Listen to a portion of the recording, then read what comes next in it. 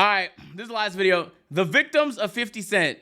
Hey, if you guys have Instagram and you're not following 50 Cent, bro, you are doing yourself a disservice. His IG is hilarious. Yo, bro, the shit he be posting on a day-to-day is hilarious.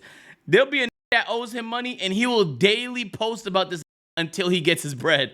And he does not give a who he's challenging. He will challenge anybody. I don't know why. It's comedy to me.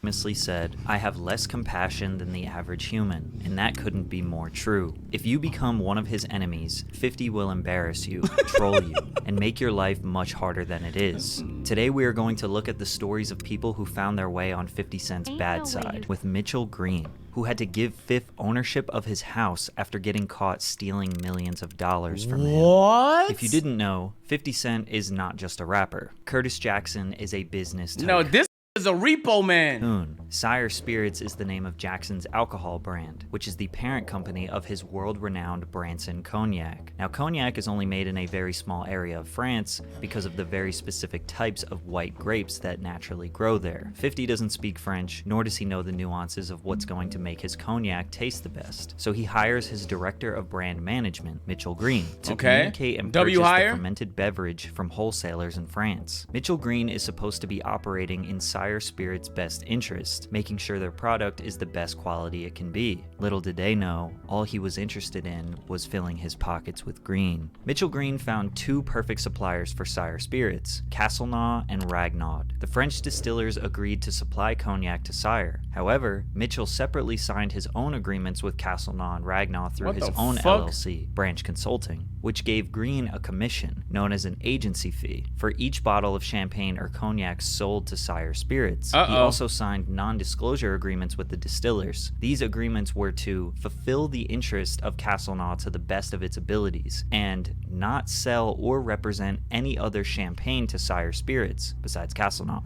So basically, while working for 50's company, he didn't try to find the best quality supplier in the best interest for the brand. He found a supplier that would pay him a little extra cash on the side. And for 2 years straight, Mitchell secured more than $2 million from the bogus agency fees. Green finally confessed to his schemes when someone threatened to reveal his misdeeds in an extortion plot. The liquor brand fired Green and took him to court. After being found guilty, a judge awarded more than $6 million to Sire Spirits in its legal battle with Green. 50 celebrated his victory with one of the nastiest trolls of all time. He set out to seize Green's assets, which included his home. And in a celebratory Instagram post, he wrote, "I think I'm gonna put epoxy floors in this place. I'm gonna keep it and his family pictures around. You know, as a theme for the place. LOL."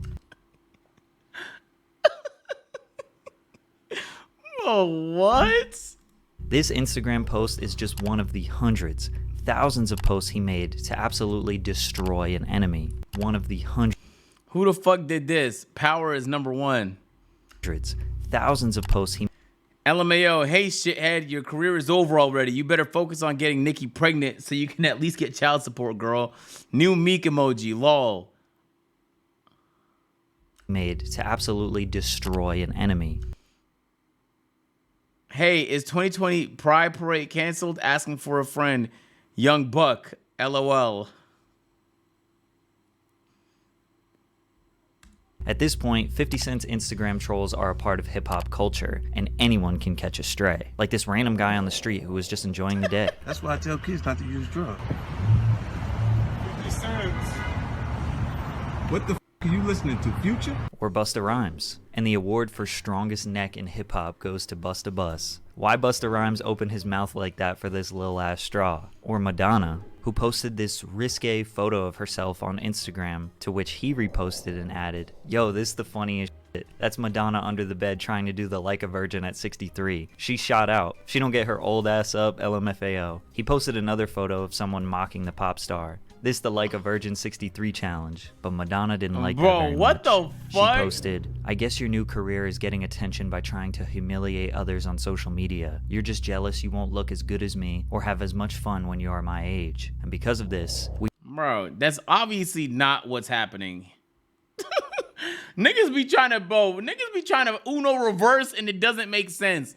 Why were you bent over looking? Why did you take a photo of yourself doing that? You looked funny, ma'am. He was poking fun at how funny you looked, Everybody can acknowledge how funny you look. No matter how good you think you look at the age of, damn, it doesn't fucking matter, bro. You look funny. That's why the nigga made a joke. Damn.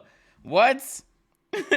I can't even imagine if I did some shit like that. Niggas would be on my ass for at least 356 business days. We got an apology from 50 Cent, something you will not see again for the rest of this video.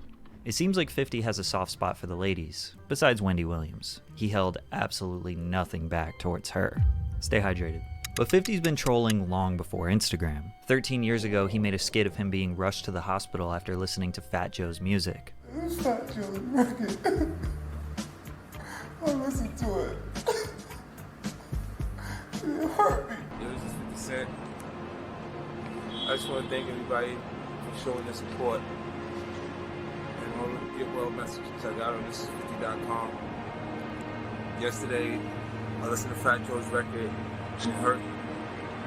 And I told you people not to listen to his music. To double down, he made this fake mixtape cover for Fat Joe's next release, Elephant in the Sand. But 50 and Fat Joe actually have some real history. The G-Unit vs. Terror Squad beef reached a boiling point at the 2005 VMAs. I remember this. When Fat Joe said this. I feel so safe tonight with all this police protection courtesy of G-Unit. Then 50 Cent responded later on in the evening with some threats. Fat Joe is man. This beef was so public, it actually cost Fat Joe $20 million. Fat Joe was supposed to be the first artist ever to collaborate with the Jordan brand because of his love for the sneakers and his close personal relationship with Michael Jordan. I met with him 6 times going over designs for the Fat Joe Jordan. Some of those meetings were literally just me and him, brainstorming, bouncing ideas off each other. But after the VMAs, Mike deaded the deal. This is one of the most all-time bag fumbles in history. What? Michael Jordan did not want to insert himself into a hip-hop beef. It was too dangerous. By not getting that deal with Jordan, Fat Joe missed out on a $20 million payday. Yo. But even 50 is no stranger to losing money. Not because of rap beefs, but because he loans it to people who can't pay him back. This birthed his iconic slogan, "You better have my money by Monday." And if you think he was harsh on Mitchell Green, look at what he did to Daryl Mitchell when he wouldn't pay up. No, I got the money. All I have to do is go to ATM. I got you, bro. I'm going to get it to you. Let me just go do this. I'll come right back. You about to make you go. Say, what are you doing? I'm going to listen to you come back with that money, right? You real serious like that? I'm not serious. Yo, is you serious, dog? Damn. Stealing the wheel from a paralyzed man's wheelchair is messed up. Someone who can defend themselves should stand up to this guy, like Conor McGregor. What's up, New York City? Woo! 50 cents up, That was kind of random. In 2018, Conor decided to call out 50 since he was in New York doing a press conference for his heavily anticipated fight with Floyd Mayweather. Conor is a bit of a troll himself, so he thought, Oh, I saw Conor too at one of the events. why not take some shots at the King of New York, since Conor thinks he is the King of New York. I run New York City. I don't think so. Pimp. But 50 knew Conor's chances against Floyd Mayweather were slim, and he was right. After Floyd TKO'd Conor in the 10th round, he posted this photo of Conor on Instagram. And this for calling me a bitch. Knock the snot out your ass. 50 let his friend handle the business for him. However, they weren't always friends, and Floyd has been a victim of some vicious 50 Cent trolling over the years. 50 and Floyd's rocky relationship started when Floyd was on trial for a domestic abuse charge in 2012. 50 says that before Mayweather was sentenced, he told him to start a joint venture boxing promotion company called the Money Team, because at this point, Floyd never Wait, who told him to do that? abuse charge in 2012. 50 says that before Mayweather was sentenced, he told him to start a joint venture boxing promotion company called the Money Team, because at this point, Floyd never trademarked or legally licensed the name. Floyd told 50 to invest as much money as necessary to get the business up and running, and when he got out of jail, he would pay 50 the other half. Fifth claims that setting up the LLC and doing all the paperwork cost him $2 million, meaning that Floyd owed him $1 million. 50 was the first to greet the champ when he picked up Floyd from jail. Rumors arose that Fifth was messing around with Floyd's girlfriend, Chantel Jackson, while he was locked up, which led to a little bit of friction between the men. 50 denounced the rumors in an interview, but also said, "Me and Floyd are always going to be cool. With Floyd, Everybody around him is waiting on the next time he feels generous, and I'll go and do what I have to do. We would later find out that Floyd was spending $300,000 on chains and Lamborghinis, but not giving. Nigga, that's not 300,000, bro. That is millions and millions and millions. Bro, what? 50 Cent the $1 million that he owed him, which led to Fifth saying, TMT is over. The money team is no longer a team, so it is SMS Promotions, that's it. Followed by, I'm no longer a part with or down with TMT Promotions. To which Floyd responded, a male boxing groupie. Hold my belts because your album sales have declined. Followed by a graph of 50 Cent's declining. Men lie, women lie, numbers don't lie. Wayne, Drake, Rick Ross, Kanye, please help this boy. Sales, and because your album sales have declined. Followed by a graph. Bro, 15 million, thousand million is so crazy. I'm not gonna lie to you. If Falling Off is selling 500,000 copies, like who's doing that today? Of 50 Cent's declining Not sales. many people, and bro. I respect the shooter, not the one who got shot, referring to obviously when 50 Cent got shot 9 times. Then Fifth, Floyd, you know I have more money than you. You go broke every fight, stupid. The back and forth went on for a little bit, but the next day 50 said it was all a publicity stunt. Floyd would later be cordial about the situation when he was asked. A lot of people in the hip-hop community want to get a real answer. What happened between you and 50 Cent? You know, it's just more like, you know, sometimes people don't see eye to eye on certain situations. But Fifth still never got his money. For the next 2 years, Floyd never addressed the reason why they had friction. He always said he loves 50 and respects him, so 50 took the L and left him alone. But in 2014, when Floyd found himself flirting with T.I.'s wife, Tiny, which led to punches being thrown at a Fat Burger in Las Vegas, Fifth couldn't help himself. Chat, what is going on, man? Niggas tell me you down there at the Fat Burger fighting over Tiny. When Floyd was asked about why 50 Cent, T.I., and Nelly Bro, take what? shots at him, he said, what's so crazy is this, you know? When people are not relevant and they're not moving units like they were once moving, you've got to realize, I've been relevant for 18 years. 50 woke up the next day, read the article, and responded with one of his most iconic memes ever. Woke up, I look at the computer say, Floyd said, fuck T.I., fuck Nelly, fuck 50. I'm like, what did he say fuck me for? Nelly fucked your first baby mama, Melissa, then took your fucking fiance, say fuck that nigga. This photo of 50 Cent is the second most famous photo of 50 after his Get Rich or Die Trying album cover. The internet exploded, and Fifth wanted to keep the laughs coming. So in honor of the ALS Ice Bucket Challenge trend, he decided to challenge. I'm not gonna lie, bro. When you're beefing with a nigga, you gotta think like, you gotta assess the situation. Who, and ask yourself one very important question, and it's gonna determine how the fuck you should operate. Who is willing to go further? And if the answer is not you, you need to really reconsider what the fuck you're doing. And I'm not gonna lie, in a beef with 50, there's not many niggas that's willing to go further, bro. Floyd. This is a special ASLELS challenge for you, Floyd. If you can read one full page of a Harry Potter book, nigga, I'll give $750,000 to whatever charitable organization you want to. Fuck the ice, man. Fifth sensed that Floyd might not be able to read the Harry Potter book, so he made some changes to his challenge. A phone call from my man Jimmy Kimmel. Jimmy said if Floyd accepts the challenge, then he'll put it on the actual show, so you can read it on the show. We don't want to put pressure on you. We know you can't pronounce those words in that Harry Potter book, so we're gonna let you read Cat in the Hat. Sadly,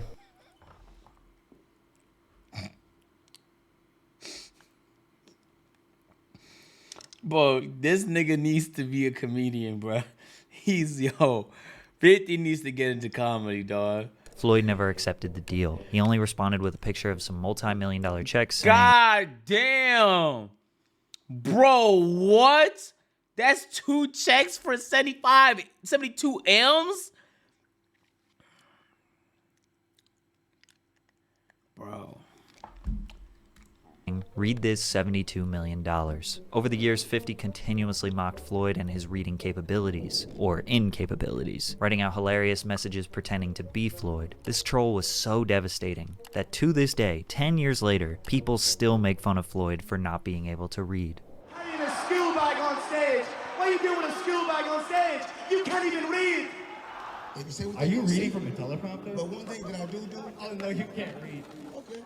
Despite the back and forth, these two are like brothers, who sometimes just like to joke around. Tell Floyd I said he won. He's the greatest of all time. And nobody can ever take that away from him. Okay. What he's done with his life is amazing. I'm done with all the back and forth. Now, can someone please read this to the champ? Hashtag positive vibe.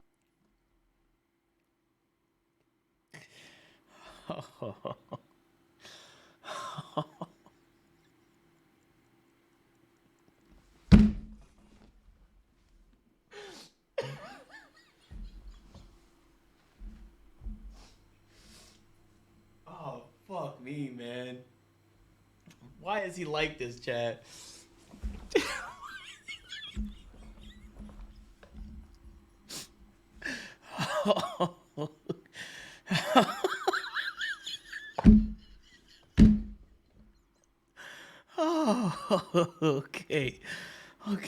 Okay, we're good. Vibes. So most of 50's beef with Floyd was harmless jokes, but for Rick Ross, Fifth was not playing around. There's nobody in control of me. Like, I do what I want to do. So, I'm deciding to fuck your life up. 50 was a huge part of exposing the fact Damn. that Rick Ross used to be a corrections officer, which when claiming to be a gangster, selling drugs, and living that life, previously having a job as a cop, basically devalues your authenticity. 50 purchased the transcripts to his court case and leaked them onto the internet. DJ Khaled, just being associated with Rick Ross, caught some wind of 50's chaos. Y'all got this little poem I wrote for DJ Khaled. Check this shit out, right? It's called I Just Want to Tell You What a Psychic Told Me. Your car tires got stabbed out. Now you know, I know where you be. I just want to tell you what a psychic told me. I know where your mama house at. Now look, you can see. But I just want to tell you what a psychic told me. I know where your mama work at. Now look at her, sleep. Showing up to his mother's workplace was some devious stuff. DJ Khaled saw 50 backstage at a show. He had a chance to handle the situation. This is how it went. I haven't really had a conversation with him. I seen him one time, like, he's one of the ones I let him go. Like, one night we was on a tour with Did he? Fox. Oh. And then I just came in the dressing room because I already talked to Jada and them. We already worked on music and stuff like that, and he was back there talking, and he got a good look at my shoes. What you mean? Oh, he had his head down. Got a good look at my shoes when I was talking to him. Damn. Khaled was shook. Where was Rick Ross to save his boy? Well, 50 continued to go at Rick Ross for many years. He even did an interview with the mother of Rick Ross's child where she willingly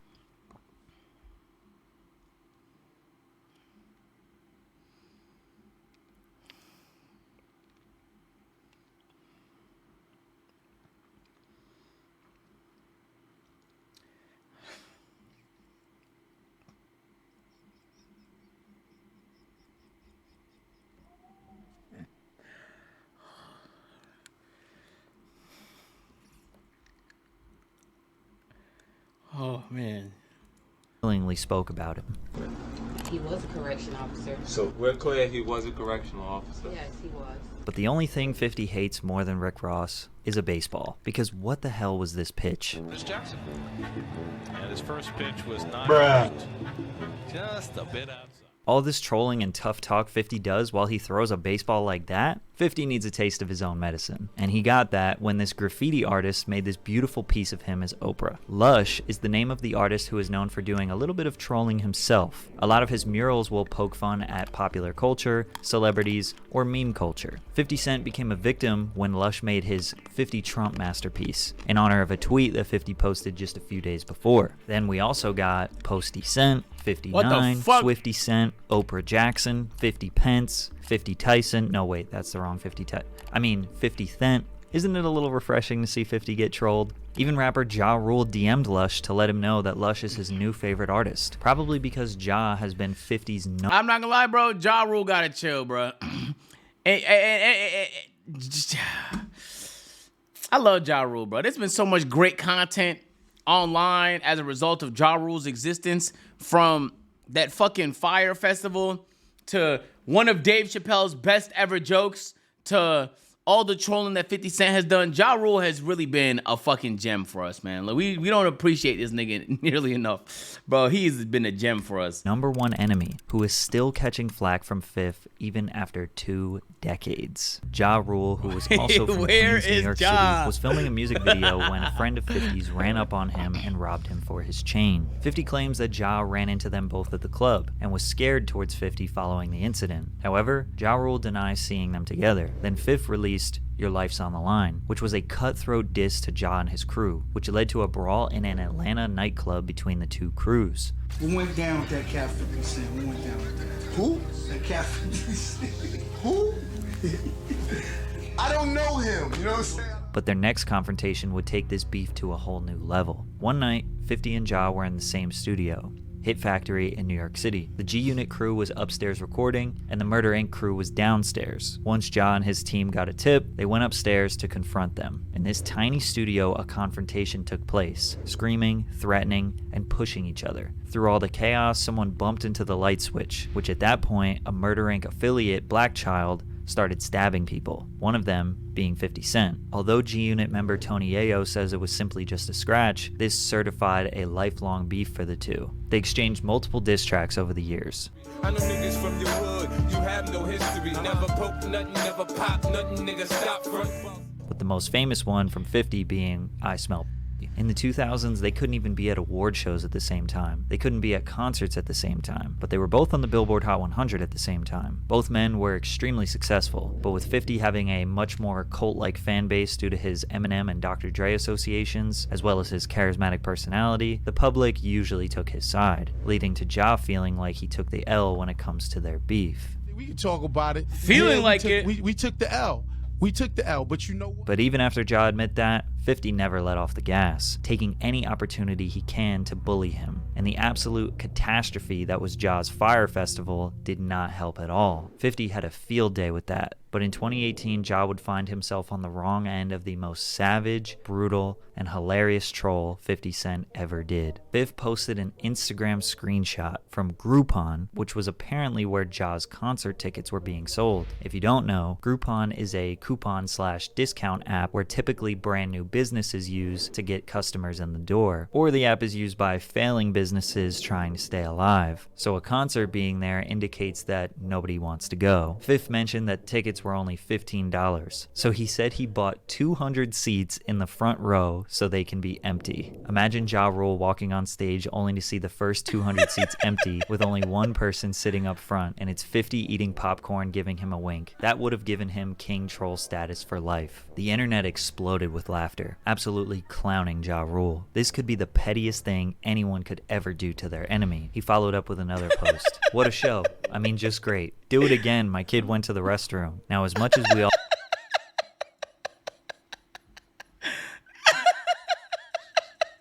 Another post. What a show. I mean, just great. Do it again. My kid went to the restroom. Now, as much as we all want to believe this is true, it likely didn't happen. I got 10 stacks right now for anybody that can find footage of this foolery that this nigga's talking about. And what Ja is saying here is definitely true. But if you think about it, if nobody showed up to the concert, then nobody How would there could be have a recorded video? it. So now you know. If you end up on 50 Cent's bad side, you could be turned into a meme for the rest of your life. By the way, y'all, I just executive produced a 7-track... He almost got us with the promo, chat. I'm not gonna lie. He almost got us with the promo. I'll keep it a buck. Bro, never that, man. I could never be that nigga's enemy. I'm not gonna lie, bro. I could never be that nigga's enemy, bro.